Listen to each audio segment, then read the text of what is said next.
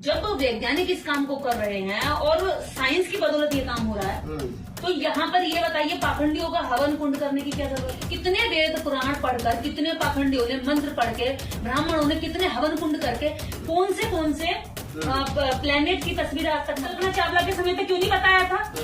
इसने 15 सेकंड पहले कल्पना चावला मरने वाली क्यों नहीं बताया था उन कम वक्तों ने? इसका मतलब ये दोषी है। कल्पना चावला को मरवाने वाले, कल्पना चावला के हत्यारे ये लोग हैं। एक साइंटिस्ट मारी गई। आपने, तुम्हारे दादाओं ने कितने सालों पहले वेद की तुम बात करते हो, तब तुमने कुछ करके नहीं दिखाया, तब तुमने लोगों से मांग मांग के खाया। यदि तुम इतने ही बड़े विद्वान थे, इतने बड़े ज्ञानी थे, इतने बड़े भविष्य देखने वाले होते, तो तुम तो अपने घर से किसी को मरने ही नहीं देते। अगर तुम्हारे पास इतना बड़ा तगड़ा उपाय तुम्हारे पास है कि तुम साइंस पे भी कब्जा कर सको, बस ये दिखाना ये चाहे पूरी दुनिया को कि अगर हमारे देश में साइंस तरक्की करी तो इसके पीछे हम पंडित पुजारियों का हाथ है।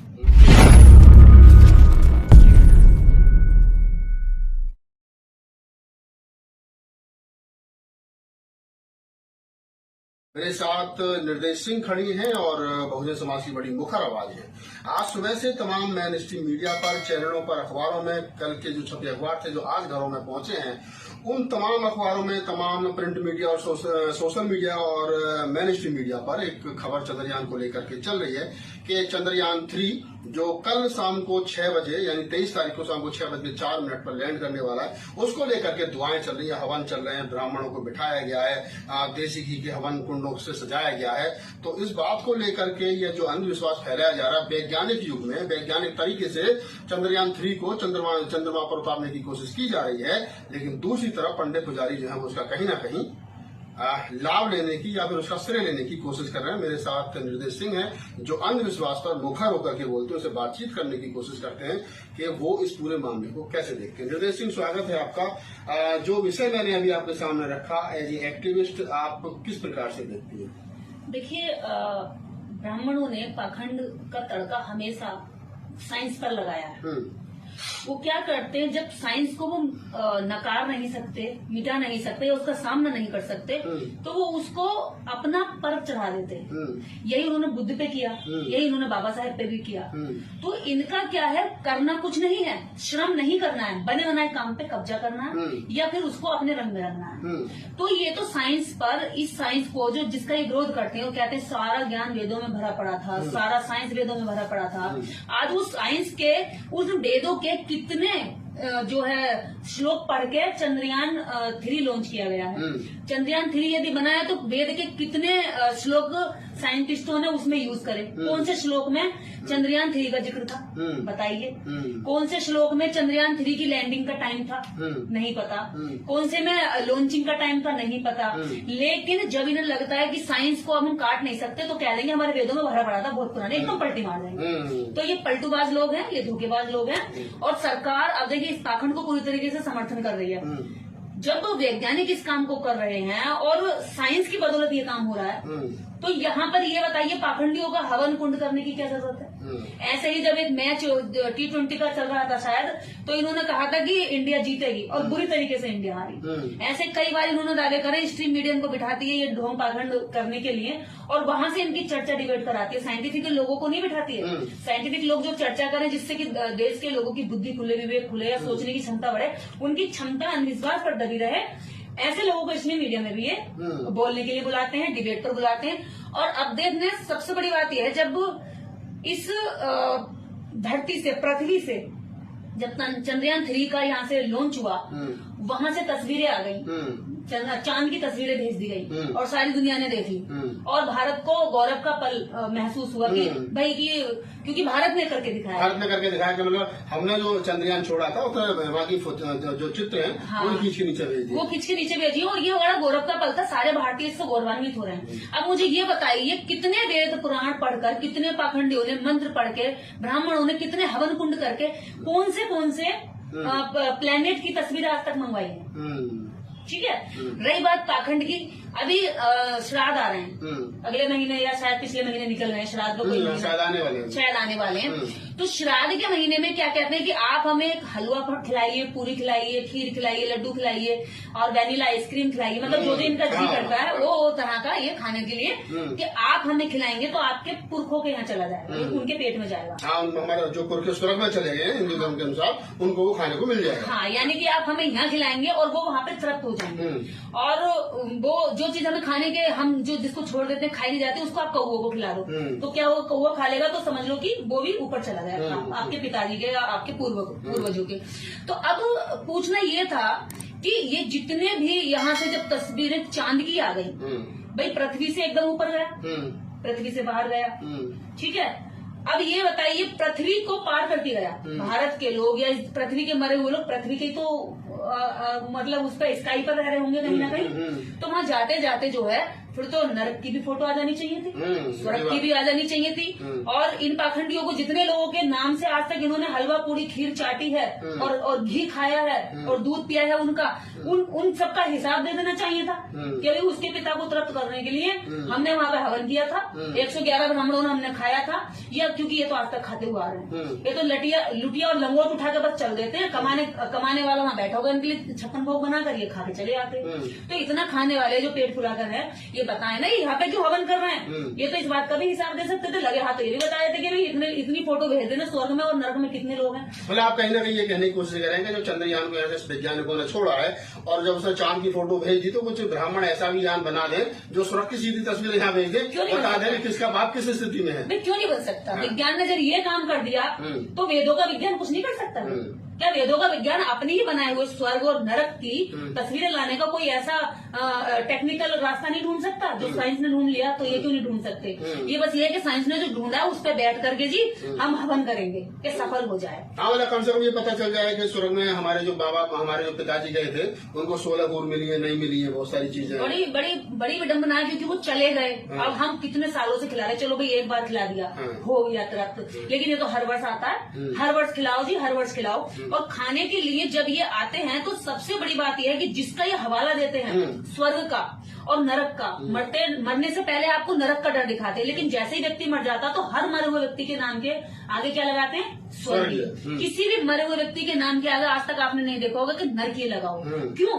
जब सब मरने के बाद स्वर्ग ही जाने हैं और जाते हैं तो फिर नरक का डर क्यों है? नरक का डर, इसका मतलब आप यहीं पे इस देश के जो दलित हैं, गरीब हैं, शोषित हैं, वंचित हैं, पिछड़े हैं, किसान के बच्चे हैं, उनको यानी कि वो यहाँ नरक का जीवन जी रहे हैं क्योंकि वो जीते जी न रखे उनके लिए। मरने के बाद तो आप सबके माँ के पीछे, बाप के पीछे कितना भी लीचड़ होगा, शराबी होगा, गिरा हुआ होगा, औरतों को मारता होगा या रेप करके आया होगा या तिहाड़ जेल से भी सजा काट के आया होगा और वो मर गया और उसके बच्चों ने उसका अंतिम संस्कार कराने पे उसका नाम जब लिखा जाता है फोटो में तो क्या लिखते हैं लोग? स्वर्गीय लोग लिखते हैं। यानी अरे तुम कितने टुच्चे लोग हो, तुम 100 रुपए की, 200 रुपए की, 101 रुपए की, 11 रुपए की दान दक्षिणा के लिए किसी को भी स्वर्ग पहुंचा देते हो, मतलब स्वर्ग मार देते हो। स्वर्ग के प्लॉट पर ना तुम्हारे बाप दादाओं ने जमीन खरीद कर रखी है स्वर्ग नर्क में कि भाई प्लॉट काटते रहेंगे तुम लोग, और वो भी झूठा प्लॉट जो मरने के बाद मिला, मरने के बाद में जा नहीं सकती, मरने के बाद में आ नहीं सकती लौट के, और बिना मरे में बता नहीं सकती।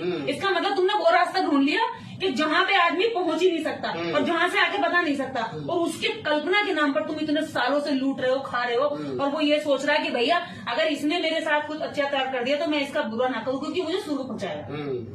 ब्राह्मण अगर 50 गाली भी देते तो लौट कर गाली नहीं दे सकते। हमारा पुजारी की बात को नहीं काटा, नहीं तो मुझे स्वर्ग पहुंचने में कहीं ना कहीं बाधा बन जाएगा। यानी कि मेरा जो यहाँ से वहाँ तक का जो रास्ता है, मान लीजिए मुझे दिल्ली से लखनऊ जाना है तो दिल्ली से लखनऊ जाते टाइम ये मुझे रास्ते में क्या करेंगे? सड़क तोड़ देंगे, मतलब कनेक्शन तोड़ देंगे, पुल जो है वो खत्म कर देंगे, स्वर्ग उधर रह जाएगा और मैं इधर रह जाऊंगा। तो इस खतरे की वजह से लोग इनसे कुछ कहते नहीं। अच्छा, एक सवाल और सोशल मीडिया पर सुबह से चल रहा है, मुझे लगता है उसका बेहतर जवाब आप दे पाएंगे।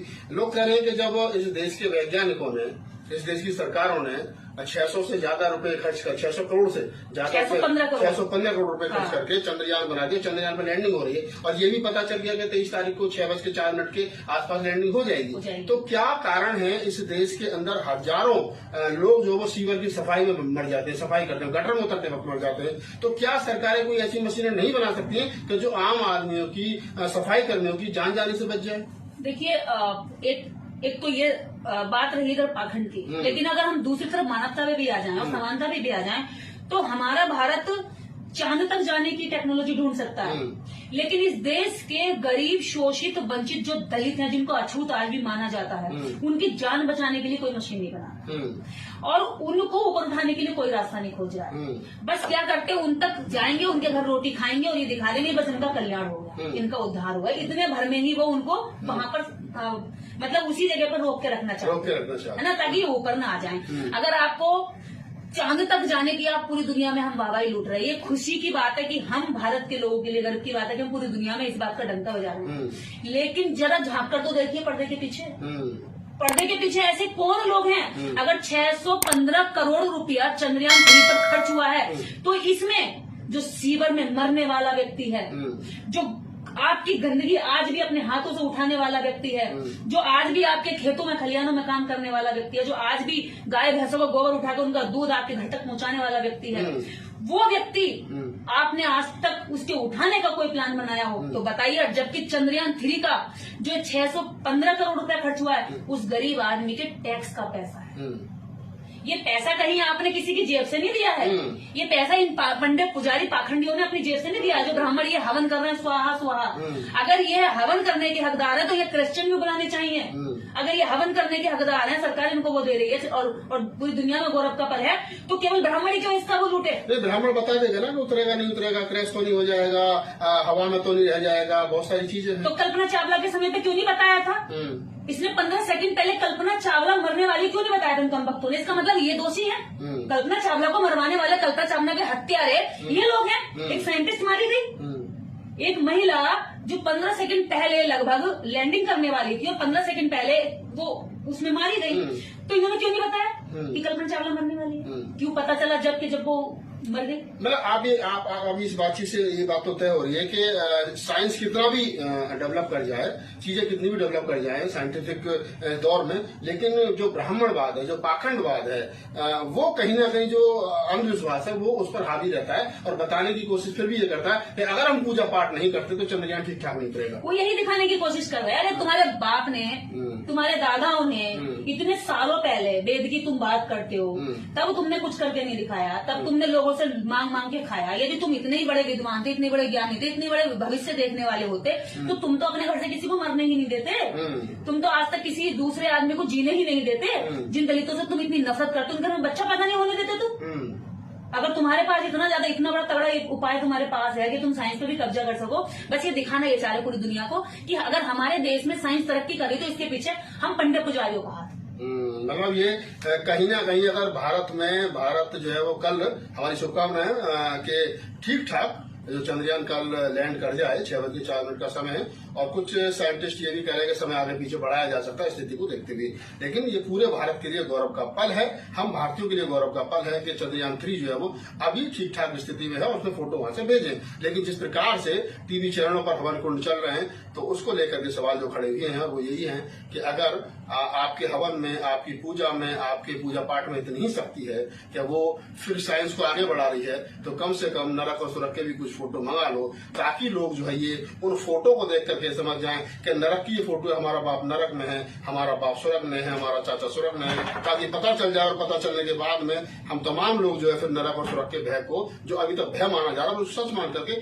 हो सकता है पंडित जी की आमदनी कुछ बढ़ जाएगा, पंडित जी अच्छा सा हवन कर दीजिए। हमारे चाचा जी की स्थिति बड़ी खराब थी नरक में, पिताजी मरने वाले हैं, ये स्वर्ग में चले जाएं, इसके लिए बेहतर सा हवन कर दीजिए। तो एक सवाल वहीं आकर के खड़ा होता है कि इस साइंटिफिक दौर में अगर ब्राह्मण या पुजारी ये कहता है कि नहीं साहब, हमारा जो वैदिक धर्म है या जो हमारा हिंदू सनातनी परंपराएं, जो हमारे वेद ग्रंथ हैं, उनमें साइंस उनसे ज्यादा है, जब हम हाथी का सर किसी आम आदमी के ऊपर लगा सकते हैं, ऐसा साइंस था, तो फिर इन वेद ग्रंथों को मानने वाले लोग ये करें कि नरक और स्वर्ग की कुछ फोटो लाएं। और दूसरा सवाल जो बीच में छूट गया वो यही था जो निर्देश जी ने जवाब दिया, जिसका कि जब आप 615 करोड़ रुपए चंद्रयान 3 पे खर्च कर सकते हो तो कुछ पैसे खर्च करके इन वैज्ञानिकों से ऐसी भी मशीनें बनवा लो ताकि गटर में उतरने वाले लोगों की मृत्यु